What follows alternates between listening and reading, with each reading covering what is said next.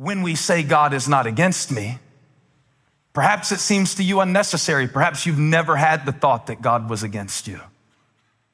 But is it possible that while confessing God is for me, that life is coming against you in a way that is making you wonder, if God is with me, why is there only mud in this pit? I don't know if you noticed, but the one thing that was never mentioned in the chapter that I read you was the presence of God. It does not say that Jeremiah was thrown into the pit, but God was with him in the pit. It says that about Joseph in prison in the Old Testament, but this is a little different. This is one of those moments where Jeremiah must have been thinking as he was sinking. Where are you, God? We know that he thought this way because in the book of Lamentations, think about the name of that book. Jeremiah wrote that book, Lament. It means to grieve. It means to question. And in that book, as well as the book that bears his name, many times he would speak the word of the Lord, but he would also question within himself, God, if I'm your man, what's up with this mud? This is his third imprisonment for preaching the word of the Lord. God, if I'm your servant, why am I in this cistern? God, you called me to be a prophet. You told me before I was born that you knew me and appointed me. And yet he's learning, as we all must learn, that just because you are appointed doesn't mean you'll never be attacked. I'm going to say it again. I know you don't want to wear this helmet, but I don't want your head to crash on the pavement, that you think just because you have a purpose and a promise from God that there will be no pits. Because if I preach this, but I don't tell you about the pit stops on the way to purpose, you will smash, you will splatter, you will smudge, you will stop, you will feel stuck in the moments when the feeling goes away. And yet the time to sing, God is not against me. That's pretty good. God is not against me. The time to sing it is not when you see it. Let me tell you when you need to sing, God is not against me. Sing it with me. God is not against me. Sing it when you're sinking. Sing it when you're sinking. Tell your neighbor, sing it the next time you sink. So this is how it's going to work in your life. When you start to sink into the pit of your own problems, when you start to sink, God, I feel anointed to help somebody up today.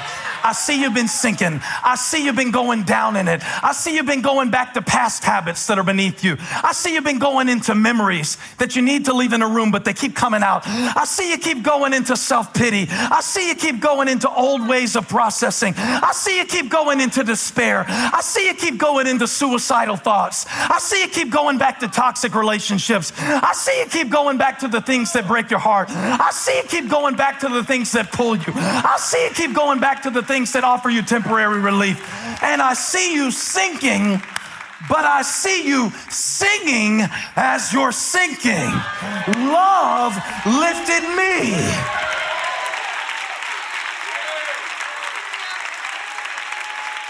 Faith doesn't mean I won't sink. It means I won't stay there. Yeah, I was about to look for my band. I didn't know if y'all went to sleep on me. But high five somebody and say, I'm sinking, but I'm singing. Please do not let our songs confuse you into thinking that we never sink. Of course we have low moments. It's called human experience. It's called being born of a woman.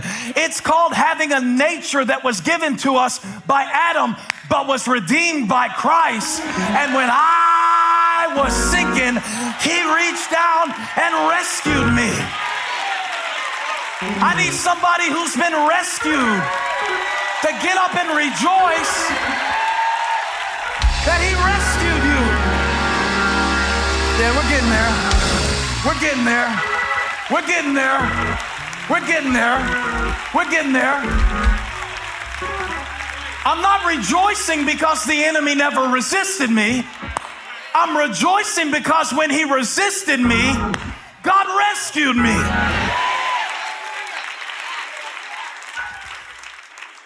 And it is never mentioned. Y'all sit down and let me teach. It is never mentioned in this scripture that God intervened. But I'm going to show you something. Woo! Thank you, Jesus. Thank you, Jesus. Never read about it before. Went to seminary, went to Bible training school. Never read about it. I read about Jeremiah. But look what happened when he was sinking. And this is what's happening in your life right now, whether you realize it or not, whether you see it or not, whether you feel it or not, whether you even believe it right now. You just think I'm hyping people up because I got to give them good energy and that's what I do on Sunday morning. That's not just what I do on Sunday morning. This is what I do on Monday morning. This is what I do on Tuesday morning. This is what I do on Wednesday morning. This is what I do when I'm in my own muddy moments so I can encourage myself in the Lord. Why y'all not looking at me like you work security? You look suspicious of this. And yet I am telling you that I sink. Safety Steve is also sinking Steve. And speaking Steve is authoritative. Sinking Stephen has to remember, no. He's not against me. Life is. Trolls are. Aging is. But God's not. You know what Peter showed me in the New Testament? And then I'm about to show you something that's going to blow you away. Peter showed me in Matthew chapter 14, verse 30. I think I gave them this scripture. Put it up there if I gave it to you. And y'all clap if they put it up on the screen. Matthew 14. Okay. All right. Peter's walking toward Jesus on the water, right? Walking toward Jesus on the water. He has a path toward purpose, right? He has a path toward purpose. And then all of a sudden, he saw the wind, which was against him. And he was afraid. And beginning to sink, he cried out, Lord, save me. That's the only verse you need for your sinking moments. That's what you need. Well, put it back up. I'm not done with it yet. He started sinking because of what he saw. The wind was against him. Sometimes what you see is against you, so you forget what is in you that is for you. And beginning to sink. So Peter doesn't sound like this when he cries. He doesn't go, you're not gargling anything. I don't even think he was up to his waist. He said, oh no, I'm not going all the way down there when Jesus is right here. I want you to get that mentality about your day. I'm not going to do it after I drink 8 glasses. I'm going to cry out when I start to sink. I'm not going to do it after I've already gone off on everybody in my phone and ruined all my friendships. When I start to sink. Put it up one more time. He started to sink and he said, what do you say when you start to sink? God is not against me. So you start to sink, the wind is against you. Remind yourself, God's not. God's not. They might be. God's not. It might be. God's not. Somebody say, God's not. If every demon in hell is against you, I'm done with the verse now. God's not. God's not done with you. God's not fed up with you. God's not gone. And I'll show you this from Jeremiah 38. Now we're ready for Jeremiah 38, verse 7. He was sinking down in the mud, verse 7, but. Yeah, you missed the shout. Go to verse 6, we'll do it again. I know I always catch up class. I've been gone a few weeks, so you don't have my rhythm right now. Let's do it again. And he sank down into the mud, but. Let's do it again. He sank down into the mud, but. I'm not shouting about the mud. I'm shouting about the but. I'm sinking into the feeling of anxiety. You got it. I'm sinking into the old way of doing it. One of the best scriptures that you'll ever see is, we were dead in our transgressions and sins, but God. But God. And yet the Bible doesn't mention God in this passage, does it? It says he was sinking in the mud, but Ebed Melech, baby name possibility right here. Ebed Melech, your child will be the only one in class raising their hand if you name him Ebed Melech. Ebed Melech, an Ethiopian, says here Cushite. It also says official in the royal palace, but that's not specific enough. He was a eunuch who was brought over as a slave and was put in a position of service. In fact, the word Ebed, Melech, Ebed means servant. Melech means king. But Ebed Melech, that's your cue, put it on the screen, boys. But Ebed Melech, a Cushite, a eunuch. The eunuchs, when they were brought over to serve, were castrated. The Levitical law forbade anyone who was castrated from entering the assembly of the Lord. So I want you to get the preciousness of this partnership and the unlikeliness of this deliverance.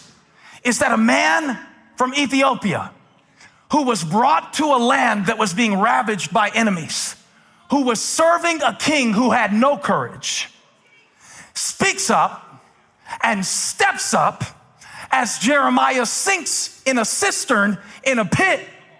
He speaks up as a servant in the palace. God is working in places you can't see.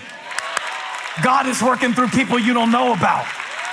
God is working through people who you think don't belong in that position. I'm pointing it out to you because some people have let you down. Maybe some people have been like the men in this passage who threw Jeremiah in the pit. Oh, thanks a lot. I was just trying to help. But while they were throwing him in the pit, God was already preparing somebody in the palace to speak up on his behalf.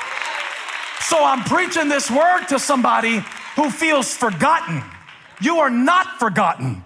God is just going to use something foreign. I said God is going to use something foreign. Think how wild this is. God needs somebody to move to get Jeremiah out of the pit. Who does he choose to use? Somebody who wasn't even allowed to come worship. You're gonna have to watch this message twice to get it, because it's gonna remind you that no matter who betrays you, God's always got a but. Ebed Melech. Yeah. Let's pause and give him praise for every Ebed Melech. And he not only comes to the king, but he confronts the king. This kind of courage that you have when you know that God is not against me, but he's in it with me, working through me, fighting for me. Isn't it amazing that you would stand up to a king and he is not even considered a true worshiper? Not by that culture. God uses who he wants to use. I want to talk to everybody who doesn't even have a high school education. God uses who he wants to use. I want to talk to everybody who's had an abortion and people try to make you feel terrible about it. God uses who he wants to use, and he's going to give you something in your future to help somebody. And so let's turn those tears into testimony so you can help somebody, so you can hand somebody a helmet. I want to speak to everybody who has been cast out, cast aside, castrated, and left.